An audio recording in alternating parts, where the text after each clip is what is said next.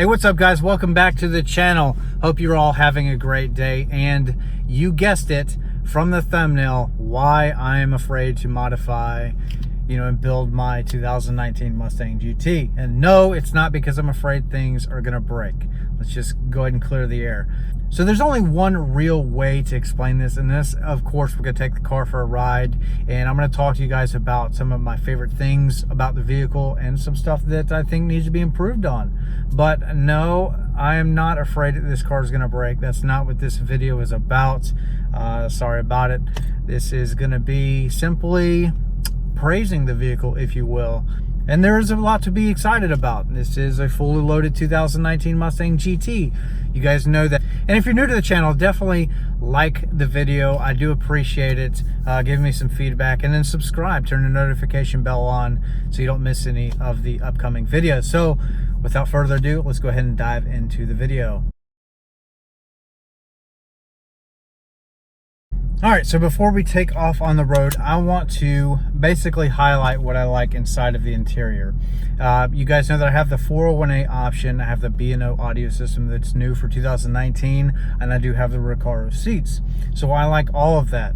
Now, I do wish that at the bare minimum, the Recaro seats were heated. It's kind of crazy that you do have to pay $1,600 to Ford to lose the heated and cooled, functionality of these seats. But, the C seats do way less. They hug you in very, very well. They're less aggressive than the GT350 seats, I would say. Kind of the good mix in between like a track car, drag car, and just a mostly daily driver, because that's what this is. It's about a 95% daily driver. So we got some track stuff coming up soon, and these seats should do just fine. Speaking of which, we are going to modify this car. But we're going to talk about why I'm kind of hesitant on some things. So as we look around the interior, I love the layout. I love everything about the S550 platform.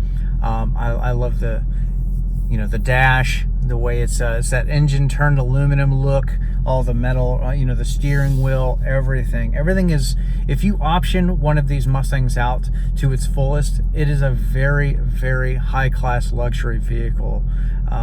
Especially when you start stacking on things. This is a $53,000 MSRP Mustang. That is absolutely crazy. That's like Corvette territory. For another $8,000 more, you could have had a Corvette. But hey, I've got 4 seats. I can use the back seats if I want to. They do fold flat. I have lots of trunk space. And with a Corvette, you just don't have that opportunity at all to put anything in the back seat. You do have a big trunk, but the new B&O audio system is something new for 2019, and I think that is also a good upgrade. It is definitely a step up from the Shaker Pro that we had before, so it's nice to see the Mustang evolve into something a little bit more, luxurious and world class. So it does go without saying that there's not a whole lot that I don't like about the interior of the new Mustang. However, I think that the steering wheel needs to have the flat bottom and maybe some bigger 10 and 2 notches. I think that, for a sports car, it's this round steering wheel that's kind of skinny is kind of outdated. I think it's time, to evolve and go to something a little bit more sporty. Also, probably my biggest gripe, and I've touched on this in other videos, my biggest gripe is honestly these toggle switches down here. So you have your hazard, traction control, steering, and then your drive modes down here in these nice toggle switches if you get the premium and up. I think that they are a joke, mostly just where the toggle switch is for the drive modes. I think that it would have been better located on the steering wheel, over here under the nav and the My Mode button, the pony button over here where you can get all your cool stuff, track apps. You have this audio button, and it's worthless because nobody ever uses it. Now, if you've ever been in a GT350, you know that your drive modes are on the steering wheel. And when you do that, it'll put into sport mode or whatever, and it automatically changes the exhaust just like these drive modes do, except, you have to come down here and click it up twice or whatever you want it to be. But I just think it would be a lot more simpler if you get into the vehicle, you already got your hand on the wheel, and you just tap this button twice, like in the GT350, go to sport mode or my mode or whatever it is, instead of reaching all the way over here underneath, you know, around this shifter, and then, you know, toggling through everything. I would like it to be a little bit more simple. You know, they could have changed this drive mode over here to be your exhaust, you know, if so equipped. This car does have the active exhaust. I do recommend it. You know, I think you're paying about $900 for it, and when you pair it up with an H or an X pipe, it's glorious. Easy. All right, if you've done this right, this is what it looks like. Let's go ahead and give it a little bit of gas.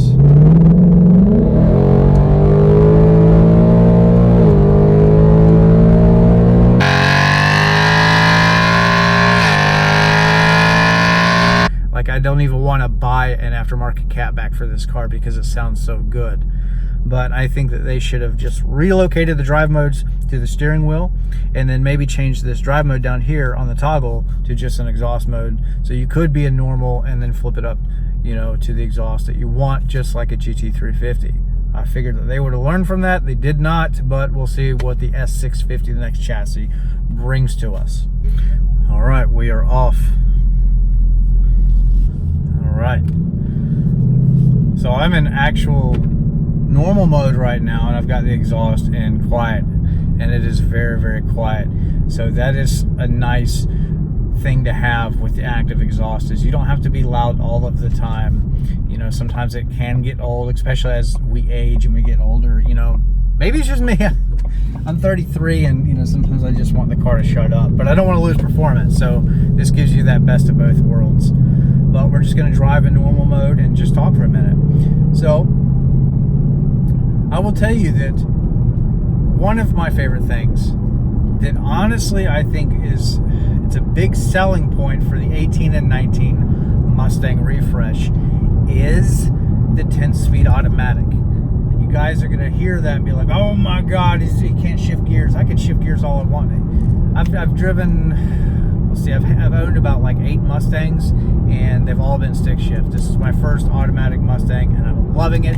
I love the way that it up and down shifts and the way that it acts. It's great. So I'm not going to turn this into a 10R80 review, but I'm definitely going to say that if you're looking at buying one of these new Mustangs, just go drive the 10R80. You don't have to buy it, just go drive it, and it might change your mind a little bit. You know, even if you don't buy it, that's okay. Just give it a shot. You cannot outshift one of these new modern day automatics. I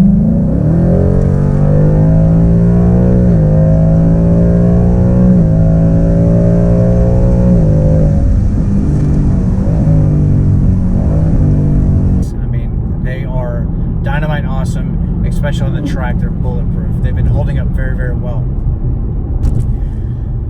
Another big thing that I love about the 18 and 19 is the magnetic ride. I do have it in this car. I think that it is worth it. I've been asked that before in the comments. Do I really think that it's worth it? Yes, I do. Pay the money. You know, the exhaust changes as you go through your drive modes, including the drag mode, which is great for your track guys. You know, the way it loads the suspension and everything. I think that it's awesome. And I swear, I have nothing to back this up on, but I really think that they have done something different between the 18 and the 19 as far as tuning of the MagneRide, because I honestly don't really want to put lowering springs on my car anytime soon. You know, but with my 18 with the MagneRide, it did.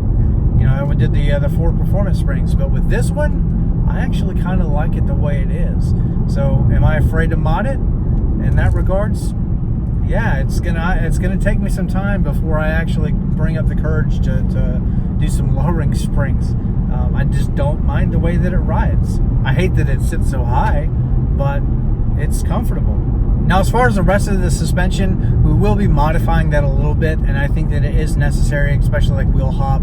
I don't have a lot of it right now, but you know, things could always be improved upon. And I think, you know, whether you go like with Steeda or BMR, you know, those cradle lockout bushings, I think that those are a cheap modification and definitely something that every Mustang should have.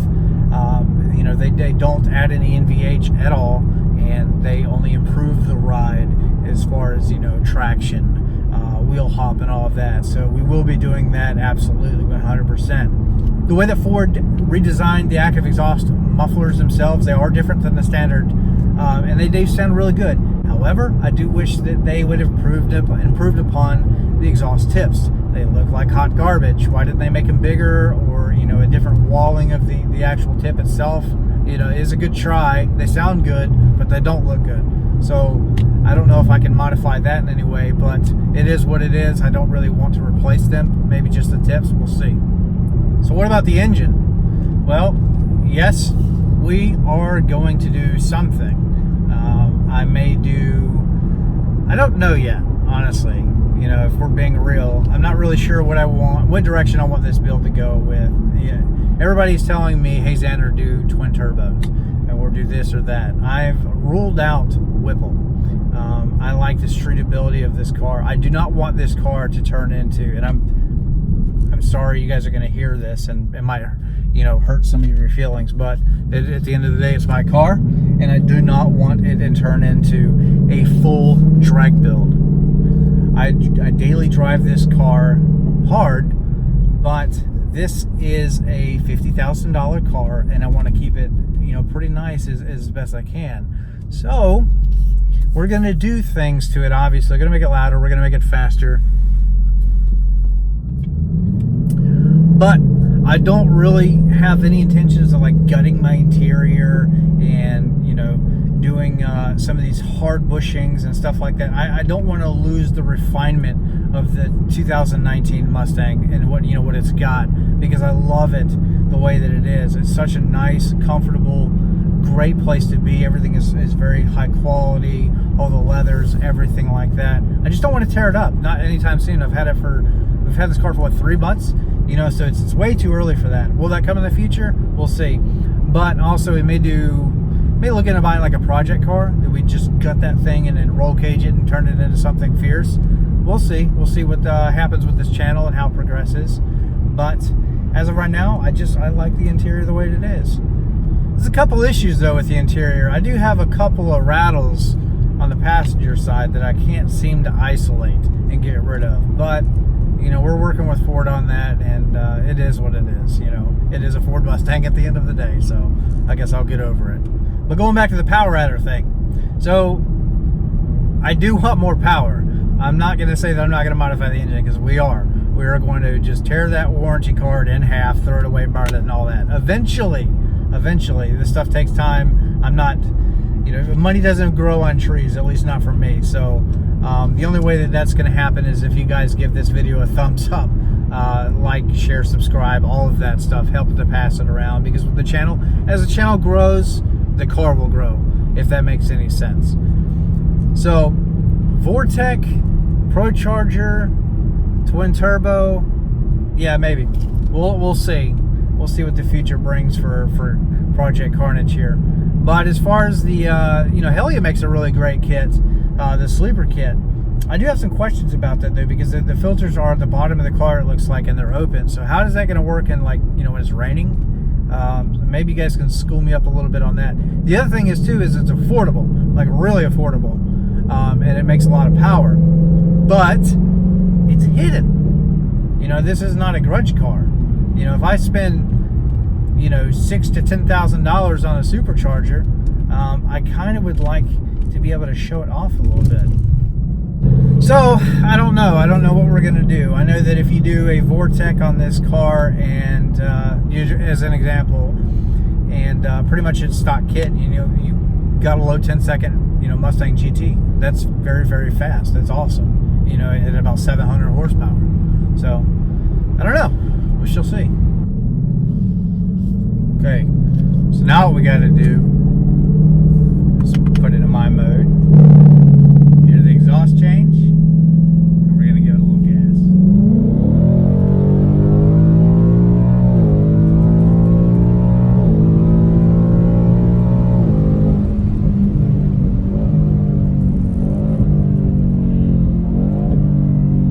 Love those downshifts. Love them. Right in front of us, there's a train. I haven't seen a train in a while. Oh, it's a big, long one. So, let's come to a stop. not run into the side of a train. That would be bad. We will be doing things like wheels and tires too, eventually. But again, you know, kind of like the way that it is right now, actually. I really am in love with these stock Michelin Pilot 4S tires. They grip really, really well. So what I want to at least do is, you know, put this stock car on the track and see how it does with the tires. I already know it's going to run like a, you know, mid 12, and that's okay. But I haven't been on the track in a while, and I think it's going to be a lot of fun. So is there anything else that I dislike about the car? Well, not really. It's mostly just that drive, you know, mode thing. I wish that it was on the steering wheel. I wish that we had a flat bottom steering wheel, something a little bit more sporty, especially since we have like the Recaro seats. I just think that that's something that just a couple of things that I wish that they would have done. Other than that, I think the car is great.